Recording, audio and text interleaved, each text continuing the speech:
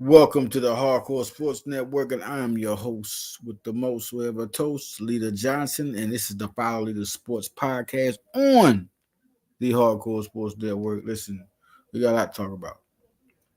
I'm a little disturbed because Villanova lost. I'm a little disturbed, man. Villanova lost. They're 35-7, and it's crazy because Maine's a good team, but they're not Villanova good.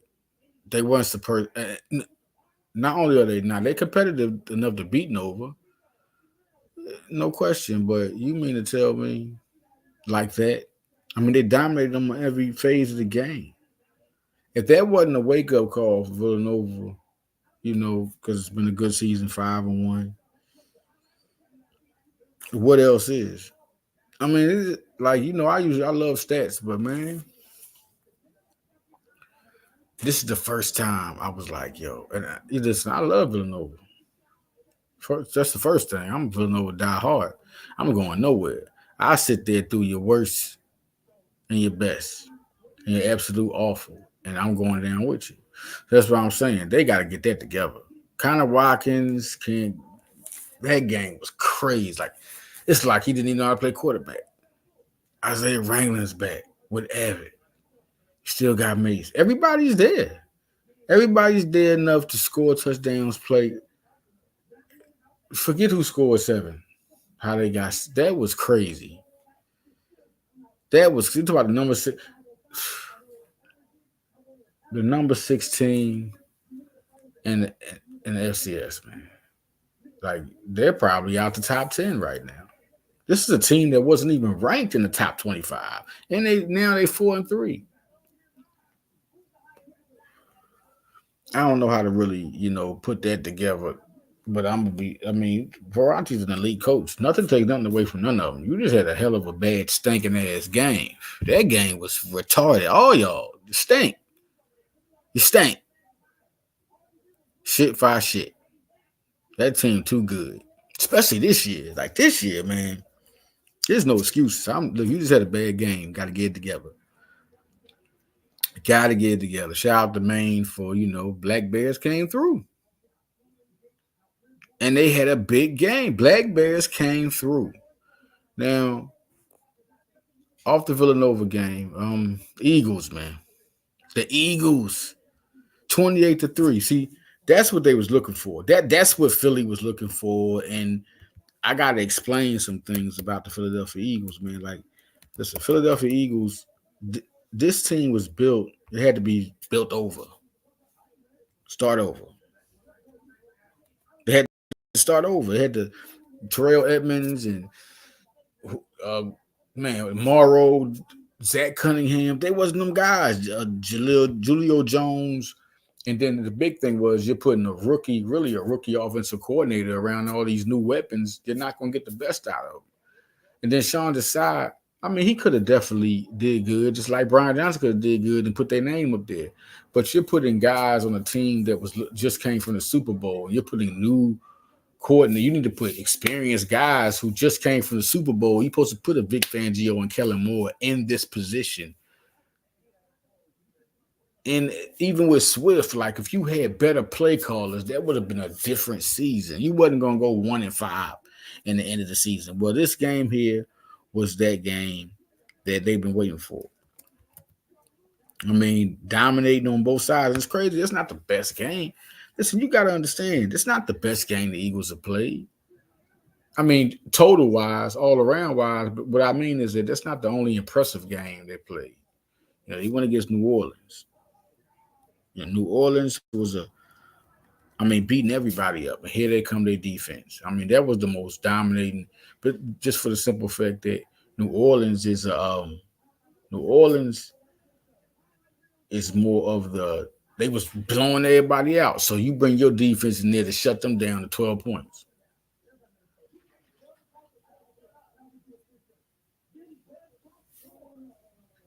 Just a good showing. Then you look at the Green Bay Packer game. The Green Bay Packer game, 34-29. You had to score over 35 points, over 34 points to beat them. Listen, any game that's going to be hard to do. So they really let a playoff team know that there was no match. That's when everybody was there. AJ, Devontae, everybody had a good game. So of course Saquon, everybody had a good game. You know, Jalen had some turnovers. Jalen's playing the best he's played all year, last two games. All right, but he still had a good game against Green Bay. But in that game, he threw an interception. You know, had some turnovers. And he haven't had turnovers all year until the last two games. And not only is he not getting turnovers, he's accurate. Last two games, he's been accurate, getting touchdowns, been calm, making a smart play, thinking fast. You know, um, and then it's crazy because now with AJ and Devontae playing, they've been 3-0. 3-0.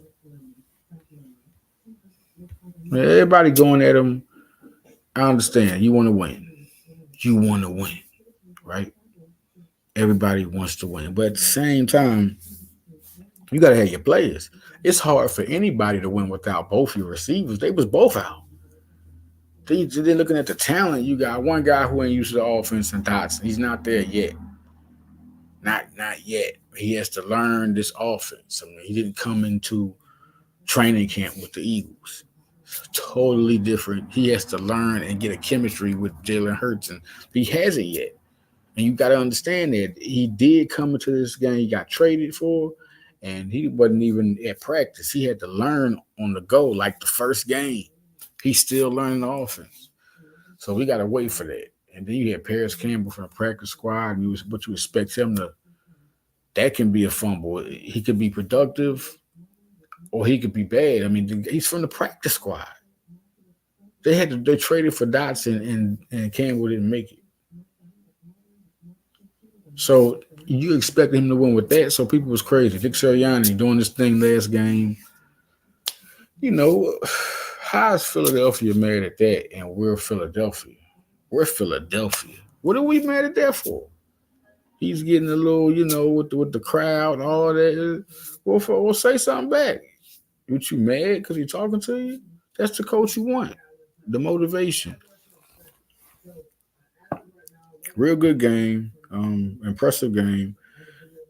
Like the Buccaneers was the one this year. Like this team could easily be 5-1.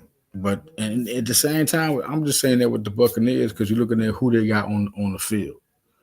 You know, in them games, they could have got 5 wins. Right now, they could be 5-1. But if you give AJ and Devontae 3-0 now, when they both playing this season, they're 3-0. They're 1-2 without them. When it's just one of them, you know, and they still could have won that game. You know, but with them not both being there, come on, what you think? And then the pressure is going on Hurts. The pressure's been on Sirianni. Oh, what's going on in the locker room? And the defense is what you think they was going to start to like up and down. The defense, you expect that. This is a young team. But these some young killers. These are killers right now. Like these some young killers like the Georgia boys, man. Georgia Bulldogs, listen. Nolan Smith, who he was, I keep saying it, was number one in the country in most recruiting boards out of high school. If not, he top 3, right? Just like Micah Parsons, who was top 5. I'm gonna talk about that on Blitz Take. It's gonna be a good Blitz Take with Alex Wright and Cool Cat, man. I love talking football with them and my guys, man. So we gonna be really going. It's a win. So you know, Cool Cat's on one. He's my guy. Alex Wright, always smart. Forms always got good stuff to say. Always, you know what? I want to know what he's gonna say because he was always talking about what did he want to see out the offense. I think he's real disappointed. And Cleveland, that's what I got from him, man. He ain't like that. He wanted to see more out of it. I think he's really happy with Jalen Hurts. And then, you know, Jalen, my guy, Cool Cat, Jalen freaking Hurts, man. Such a fan. He's a winner. He's a winner, man. He's a winner. That's what he do. We're doing it since high school, man. Different coordinators. The unique way that he comes back, Nobody's looking at that. You're just gonna be there at the end of the light when he's doing good. And soon he's about to, he's already starting to, become viable. Like you can see, really, you look at Saquon Barkley, but you see how viable Jalen Hurts is. Even at his worst games, he makes things happen. And now he's going into his good part. No turnovers, you don't see it. This could be, I said 8 games. Remember, I said it at the top of the season. I said 7 games. After 7 games, this is going to be a different team. We are at 6 right now. Here we go with Cincinnati. Now listen, I'm gonna talk about it more on Blitz Take. I picked Cincinnati as one of the losses because we was on Blitz Take and we was like, yo, what's going on with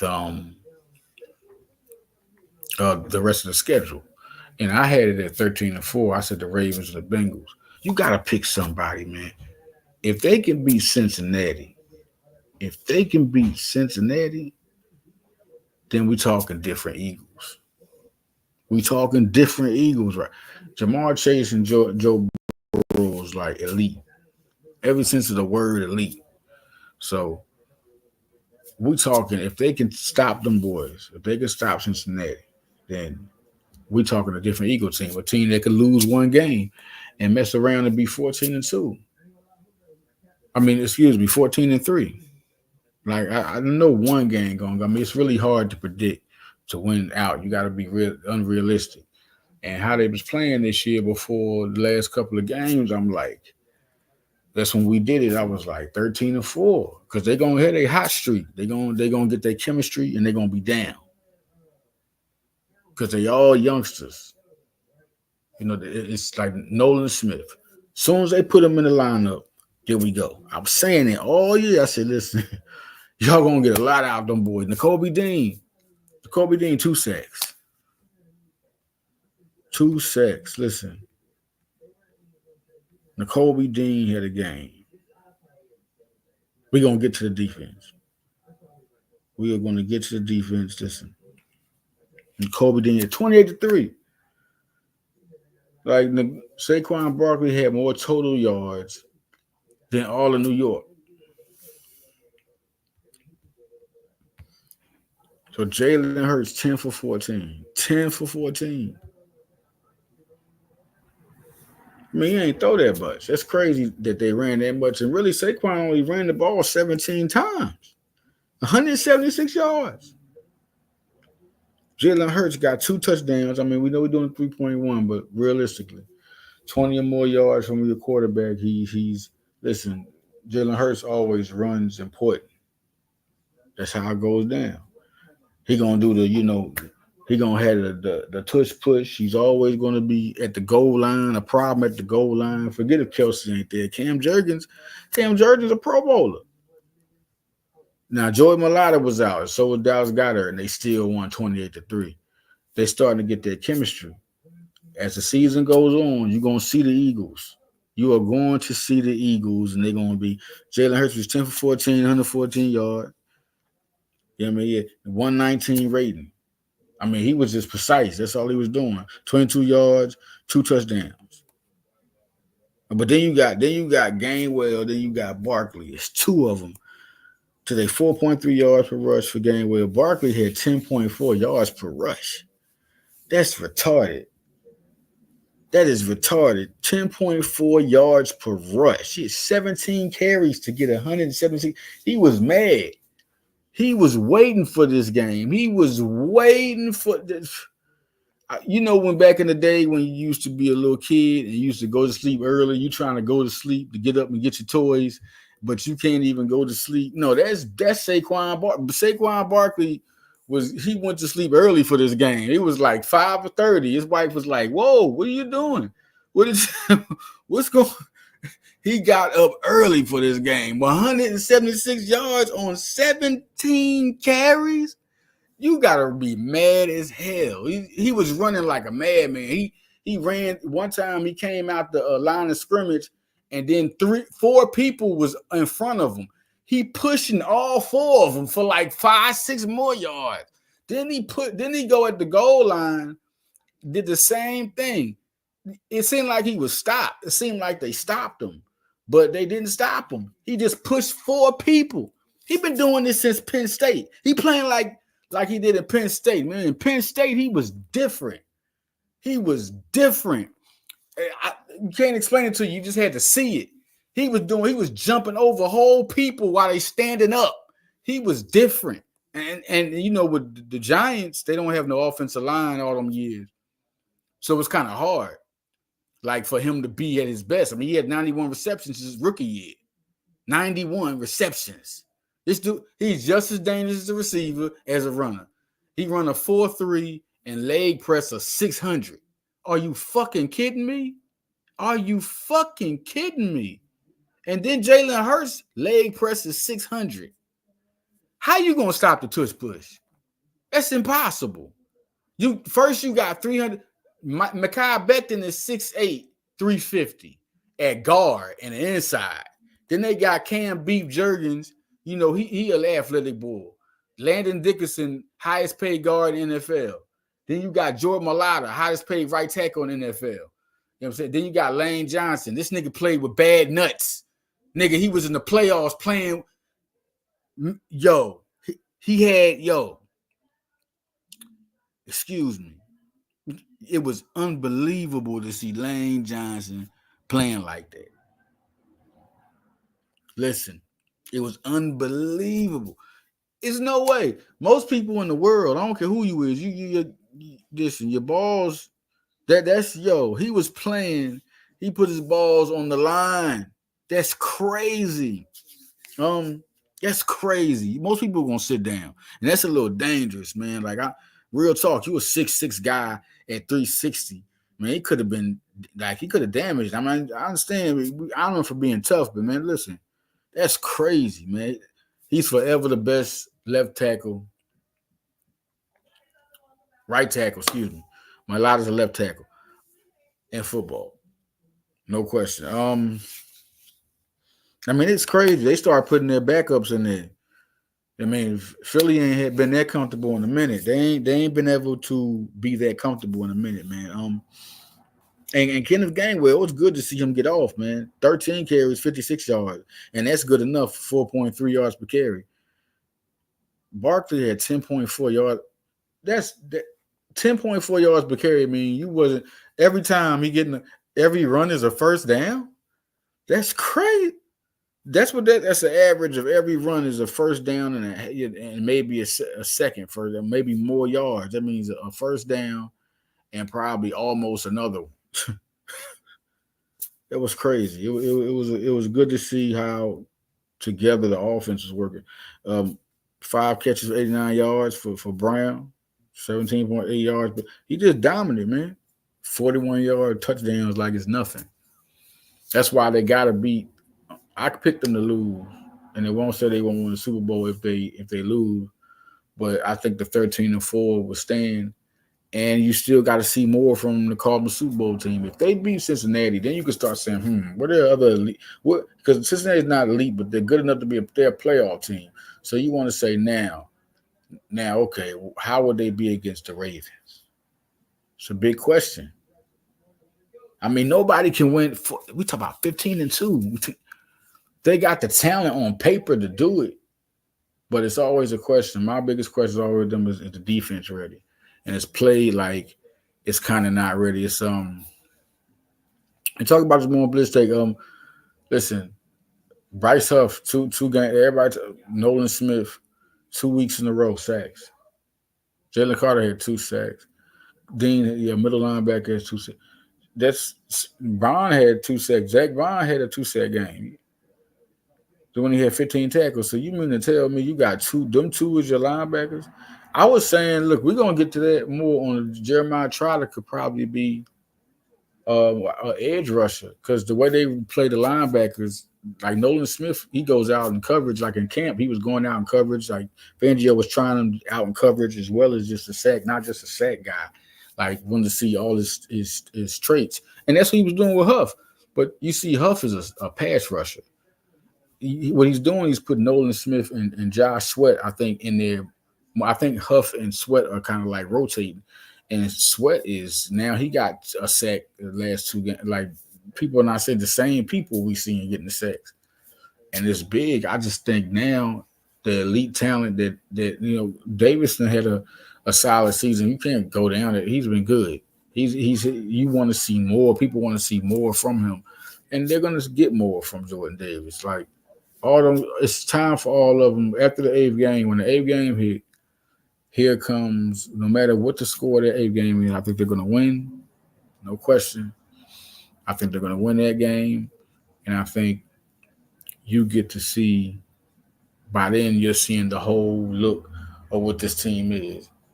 You know, because it's starting to form. But Hurts is just trying to get back with his boys on the field. Smith and Brown, okay, everything ain't tip top. Brown been hurt, so now you got to get back to throwing to him, and he is. You see it. That's he's used to Brown. Like he's throwing them right where he can get them. Like they connection is deadly. Like they know each other. And Smith, when Smitty was just Smitty, and when it was just Smitty, and Brown was gone, Smitty was good and Goddard was good. Like you got to see what they really got. And then when Goddard went down, Grant Calcaterra came.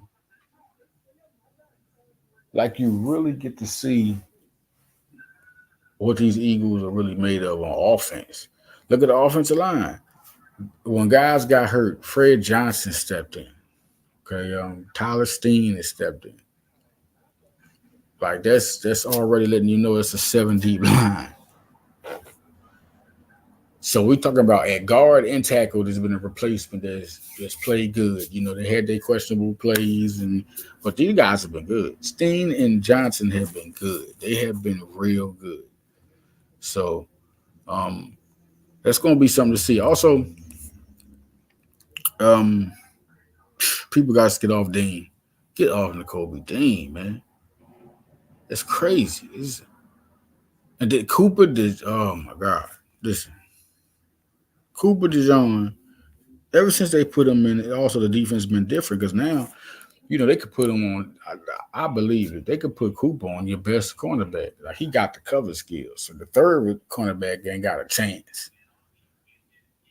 Like Cooper had 4 tackles, a tackle for loss.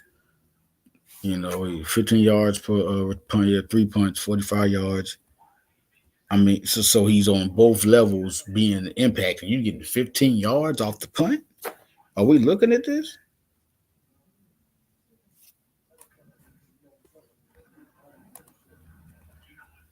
Jalen Hunt gets a sack. They had 8 sacks. 8 sacks.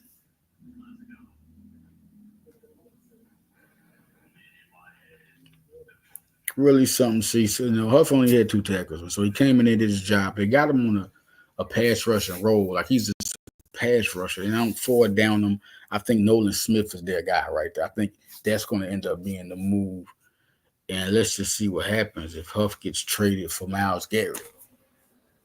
Now, I'm throwing it out there. We're going to talk about it more on Blitz Take. What if Huff gets traded for Myles Garrett? Because he's not your 4-down guy. He's a pass rusher. So that's a lot of money. So if you can make that trade, that's different. That's a different Eagle team. Josh Sweat only had a tag. He coming in there pass rushing. I mean, I think Nolan Smith is the guy over there.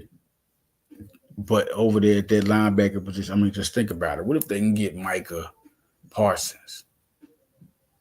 If they can get rid of Huff contract, they get Micah Parsons and somehow trade for Garrett, which, like I told you, Huff could be a trade. They could get this guy. He goes over there and does big for Cleveland. And Garrett, because with his name showing up, something he must be not happy or something. It's not something ain't right. It's like he must be not happy. He must be not happy. Like for his name to be popping up, something ain't right. And we talking about the best player, pound for pound on the Cleveland. Like it's crazy. And if he comes to Philly, just think of that with Jalen Carter and Garrett. And somehow, Micah, I think Micah gonna leave. The Cowboys ain't showing nothing. What the Cowboys showing? What's we gonna talk about some Blitz Take? What is the Cowboys showing that Micah? Let me tell you what I know about Micah. I don't know him personally, but seeing him play, He wants to win. Playing at Penn State, playing at high school, Central Dauphin, from Harrisburg to Central Dauphin, seeing them play Central Dauphin to Harrisburg. Like he likes to win, and you mean to tell me I don't think he's ever been around this. Like that's why he left Central Dauphin because there was some hating going on somewhere. It was stuff he going through. He went to Harrisburg. Micah will roll out, man, and so the Cowboys better do something, man, because he's not going to be stuck in a contract where you're not winning. I'm telling you, Saquon Barkley coming back to Philly is not a far fetched thing that anybody ever thought because he has family in PA. So that you're not winning. That's the first, and how aggressive Howie is, it all fit. Now, how we gonna go for? I'm telling you, how we going after Micah? Micah has not signed that contract, people. I told you, if he ain't signed the contract before the season start, Micah is leaving. He won't be a Cowboy. I ain't gonna guarantee you, Eagle. He won't be a Cowboy. That's it. Micah's out of here. And if they got the money, Philly is going to go after Micah Parsons.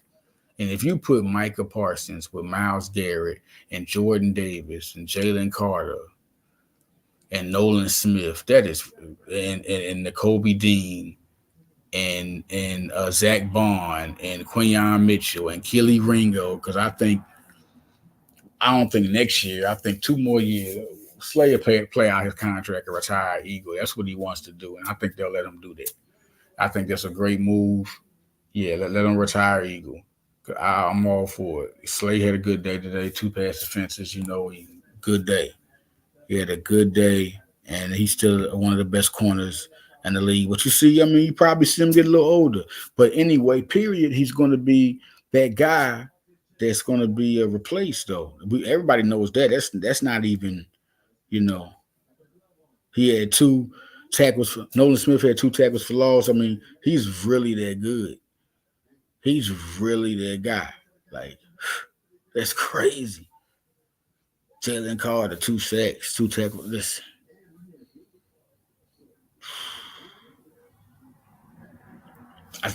If this is coming, like I said about Jeremiah Trout Jr., because he can still pass rush. He's just like N'Kobe Dean, the talent. Devin White had that talent, but he just didn't get with the Eagles to make it because Zach Bond, as you can see, 15 tackles, 2 sacks. He's one of them guys too. But Jeremiah Trout Jr. could be an edge rusher if they don't get Micah, but I think Micah's coming to Philly. I knew Barkley was coming to Philly once he was a free agent. Once he was a free agent, they tried to trade for him, so I know how he was going to try to go for him. So if you're thinking about just how good the Eagles could be, this could be the game. This could be the game. This could definitely be the game. If they can beat the Bengals,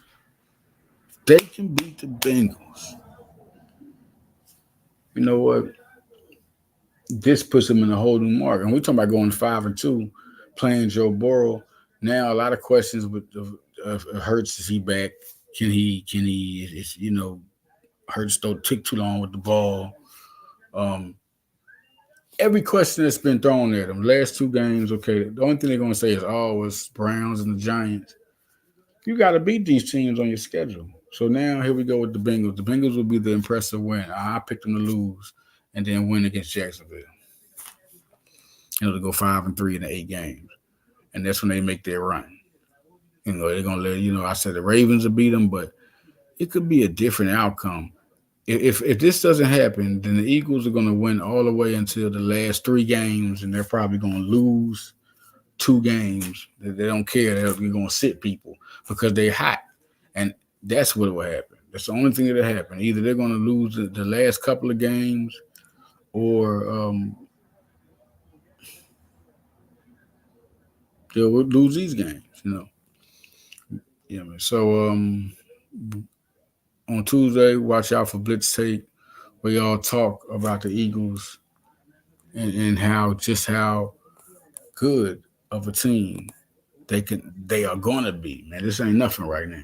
It's coming. Now, Penn State, man.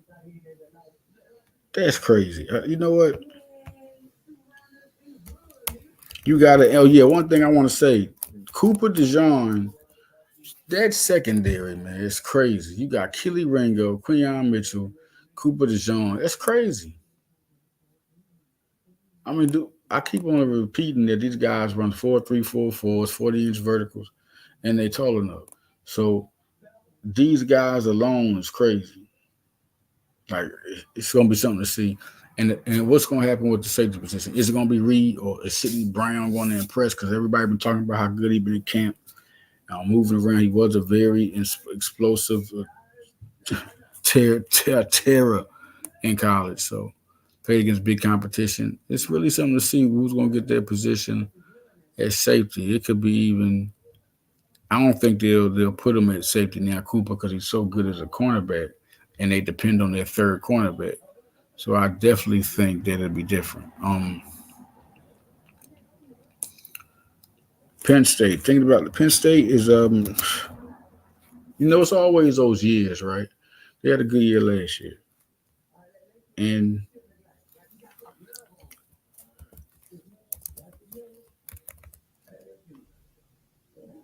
now the same thing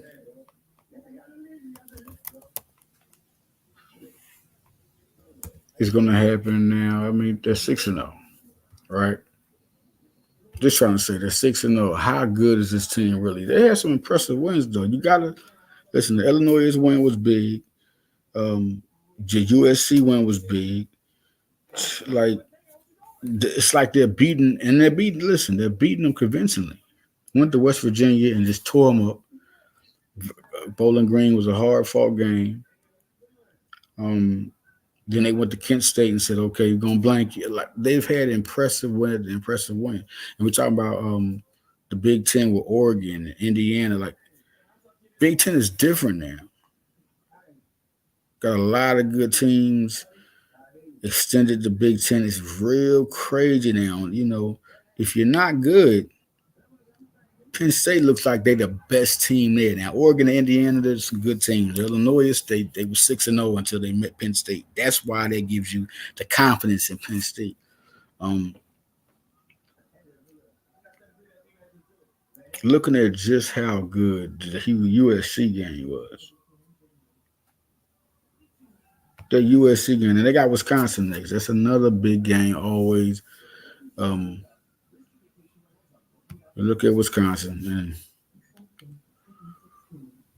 Wisconsin comes in at 5-2, 3-1 in the conference, so they're going to be playing hard, not want to lose to Penn State.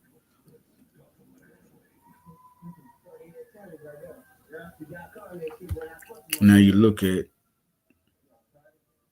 when they went against USC. USC is always going to be tough. Putting them in the Big Ten is still unbelievable to see, but they haven't been that successful. So he was looking for their win, and they almost got it. Played real tough.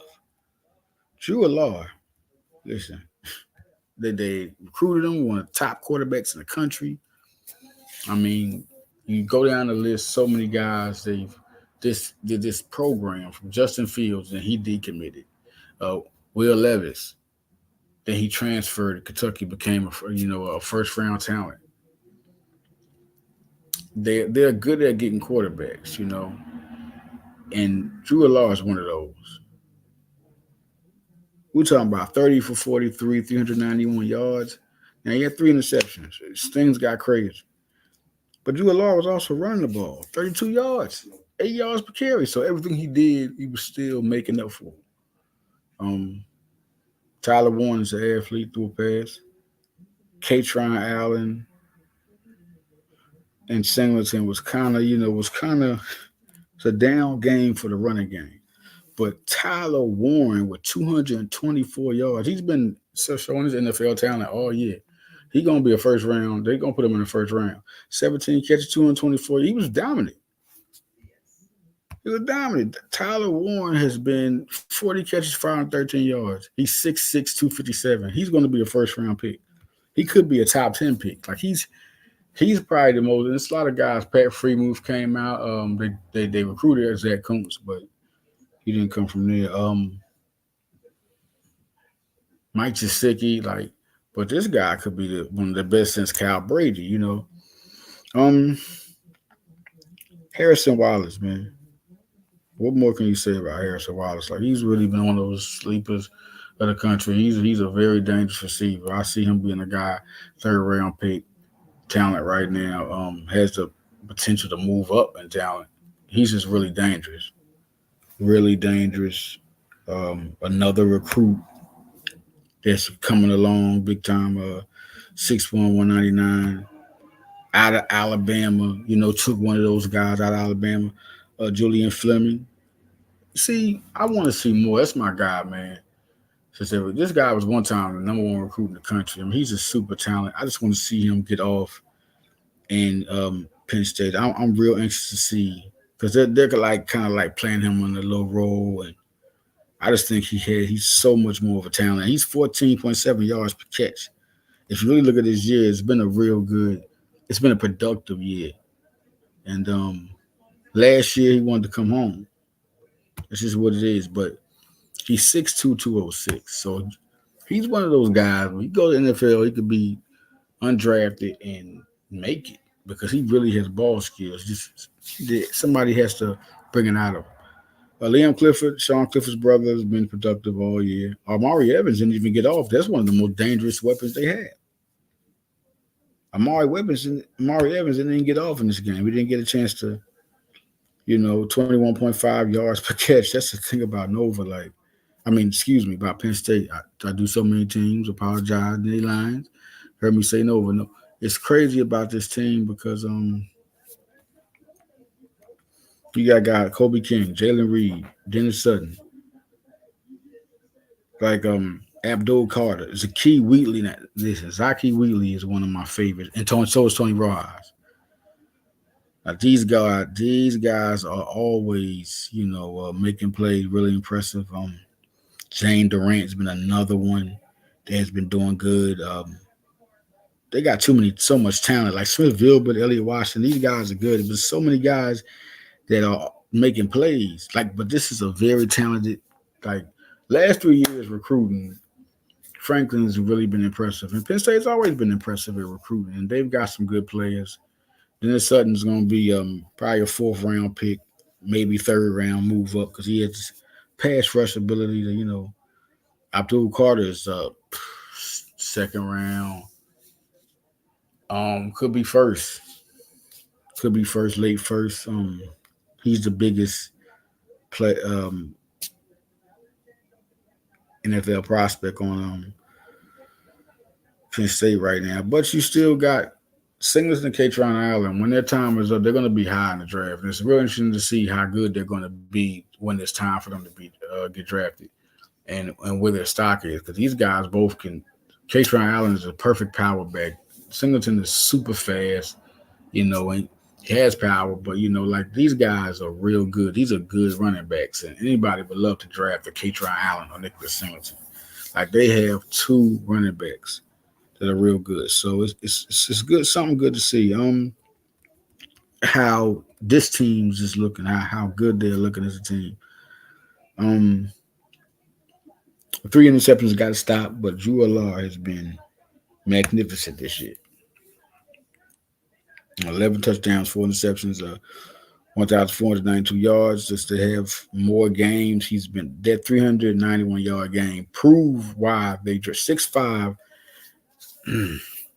We're going to see what happens when it's his time to be drafted. All right, so we're looking at it, and he could go to the draft this year. He could leave and go to the draft. So just remember that he could go. He had 25 touchdowns and 2 interceptions last year. Like it's crazy because people talk about the year, and he had a real good year. He's looking like, if we're talking about first round quarterbacks, the team is 6-0 right now. A talent out of Ohio. There's another guy they were able to grab from Ohio. It's good. Another rival snatch. This guy could really be a good quarterback, period. I mean, 6'5", like a quarterback, good quarterback all out. That's it. Like, He can run the ball, and it's crazy because I didn't think he could run the ball like that. That was different. Looking at his rushes last year, 210 yards, 4 touchdowns. But this year he's been better yards because he's just been a better runner, he's been a better quarterback. And I really look at this team like he could be a first round pick, late first round pick, early second round pick. Like you're playing with Penn State, you're playing against the best in the games he's having. Like that was one game right there. That was one game. Like, oh my goodness, as far as a passing game, like, and then throwing at Warren where he was 13.2 yards per catch. But we'll see more from Penn State. Um, it's going to be something to see just how good they can get. It's crazy. Last year they had a good record.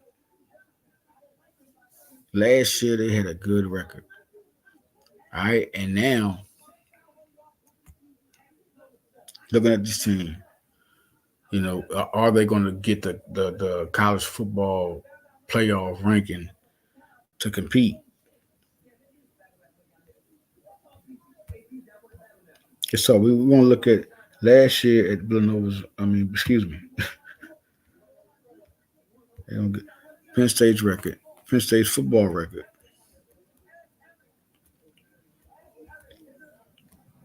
Talking about just how good they only lost 2 games last year. 10-2. Look at the games they lost. When they lost to Michigan, it was 24-15. They lost to Ohio State 20-12. You're only losing it to the elite teams. Penn State was so close last year. Then they lost to Ole Miss. That was like a disappointment. Oh my God, it was a big disappointment. It was 38-25. So it was like they went out like the Eagles kind of went out.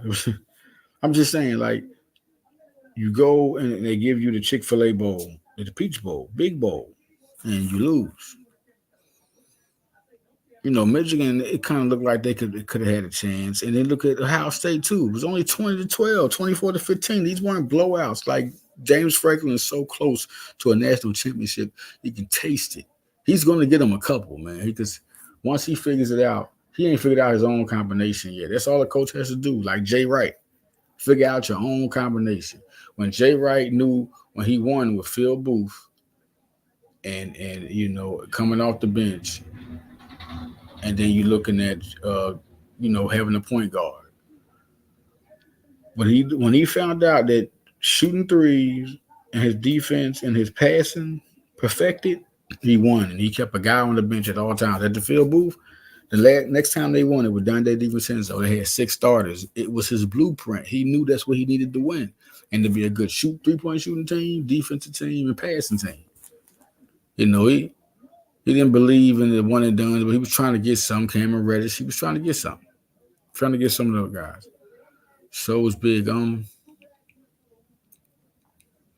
So now you look at James Franklin. Let's see what happens. I just like Drew Allard. Harrison Wallace is a dynamic receiver. So is Amari Evans. And they got weapons. Clifford, Fleming, Tyler Warren. So they have weapons. And then the defense is really disruptive, man.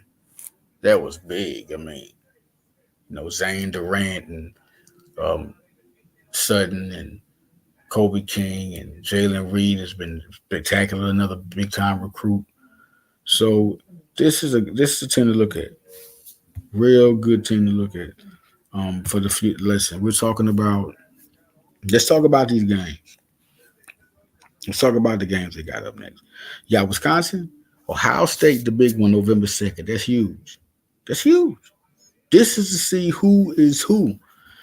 This is a big Ohio State game than ever because, Michigan went down, no more Jim Harbaugh, and that's who's really battling for Penn State and Ohio State. But you got Illinois still doing their thing, and, you got Oregon running for it. Oregon's always been a powerhouse. To put them in the Big Ten is still crazy to me. Now Big Ten is going to be really, really, yes, it's going to be crazy. Like, it's going to be competitive because these are good recruiting teams and successful programs. They've had success, no question. Washington is going to be big. Let's see how good they can, hold them off. This is a good season. this is a good season. I see Penn State doing a lot, and we're going to see if they really going to get there to the championship. I think they'll be in the bowl, one of the top big bowls, college football playoff. But let's see if they can win the championship. Now, the Sixers, Jared McCain's a star, man. He's just all their young guys are looking good. That's what you look for in the preseason. You know, guys contribute a little bit. We're looking to win, just looking to be productive. And Jared McCain's just been good, good. I told people this. I remember when they was talking crazy about him, and you know, in the preseason, oh, what he doing? He's shooting. I'm like, man, this dude is. Y'all know who y'all got. They're one of the top 10 best players in that draft. And he can score with the best stuff. He can really score. Like that's one thing he can do extremely well. Score, shoot. He's gonna get his shot, man. I mean, dude just hit 40%. You think he ain't gonna? And I was like, it was backwards with Maxey. Maxey had almost like a 30%, maybe almost 20% 3-point shooting. He was terrible in his freshman year shooting from beyond the arc. Now look at him. So it's big. Justin Edwards is looking good, man. He's been looking real good, athletic. It's really something to see. Let's just see how this goes. If they can keep him, let him develop behind Paul George and become that guy, you know. Sign him, bring him off the bench real quick before he gets, you know, he be so good, you know, somebody, you know, you want to keep him back there, you know, and with that contract and playing behind Paul George as long as he is, so nobody else get him. So when it's time to have that, I think he could be the protege, you know, the one of success, Paul George when he's gone. Robert Selly could end up getting a contract. He's looking too good, man. Shit, hitting the 3-pointer, physical, plays above the rim, quick. Drummond's looking good. Lowry's been a good point guard. It's the best 2-point guard you can have. Play defense, smart, know how to pass the ball. Gordon and Reggie Jackson creating their own shots, hitting long bombs. This team was different. When they had Bellinelli and them and Ilyasova and, you know, Reddick, I like that team. But, you know, I also like the team that had Jimmy Butler and the rest of the guys. We know what their squad was. Horford was all right. That was an okay unit. But this unit is more productive. They all can listen. Everybody can shoot. You can go around the whole drum and just hit a spot up. And so you know, like, oh, you can't leave him open. He could probably hit one. They could have him in the corner on you. So many different plays Nick Nurse working with. Jeff Doubt, you put him out there, he's going to be productive. Not a star, he's productive. He's a guy you're going to watch out for. You. I mean, he's Ricky Council has been a dog. Boner don't look like he's scared. This man's aggressive. He's going to be another good. Like, this is a good class. Different. Like, you got one of those guys you could fall back with. And Justin Edwards. And he can just get good. It's crazy. It's going to be something to see. Everybody was talking about the Paul George injury. Ain't nothing wrong with Paul George. Paul George is good, man. He wasn't serious. Philadelphia being smart and letting him sit. That's the best thing you can do is just let him sit, man. Talk about Villanova. Well, I will have Deron Rippey Jr. He's a 2026 prospect of priority target in Nova. He'll be on High Level Sports Talk. And Steve Lapis will be on Wednesday. It's going to be real fun to talk with them, talk basketball. Also, who's going to be on there? LeVar Keys, 2026 Penn State commit. LeVar Keys, he plays for DeMatha Catholic and very talented, exciting, explosive receiver, man. Villanova finds those guys, don't they? The Sean Hamilton, the KJ Hamler. They always find those little guys that are explosive, man. And I really like how he plays. He's not afraid to, at his size, man. He'll jump up. He's like 5'9". This dude would jump up and with you and get one-on-one, you know, with you and jump straight up. So he's very talented, very athletic. Now he'll be on there Saturday also with Deron Rippey Jr. So, yep. And then we also got interviews with VU Sports. I got some articles coming out. Deron Rippey Jr., you know, I got some newer people coming also. It's gonna be guys that are going to be on the show. I got a lot of things I'm doing, man. I love these shows. I love them, man. I got some writers. I couldn't get on the show. I like the guys that are coming up. We'll just see what it is, man. We'll see and we'll get to it. We will get to it. Um, I've really been real busy. It's been crazy. A lot of good prospects coming out. Cooper Flags looking good, man. Ace Bailey look good. Yo, Dylan Harper's gonna be. This is gonna be a good draft. I'm excited. I can't wait. I really want to do something with no ceilings. Shout out to No Ceilings, man. Kristen Peak, she's always. It's good to see a woman that like does a draft. It's real interesting, and she's intelligent, and she always catches up with the prospects, which is good. You get information um, out of them. Now, Villanova, the front court. The front court could be the best in the Big East, and we could talk about it. You might not believe in it, and not Boxy is. He's played before. He's been here. He wasn't just a regular guy. He was one of the top prospects in the country out of his class. And now he's with an organization like Villanova. They're coming from Fresno State. Then you got Eric Dixon. No longer had to play where you can be overmatched at center. As good physical as he is, a bigger person just it's a mismatch. It's not bringing out the best in him. Now he's in the power forward position where he can beat Eric Dixon. I mean, he could get 20 a game because Dixon can eat you up, man. Like, you talking about giving him the post. Now, Jordan Longino, to let him, the smart part was to let him handle the ball.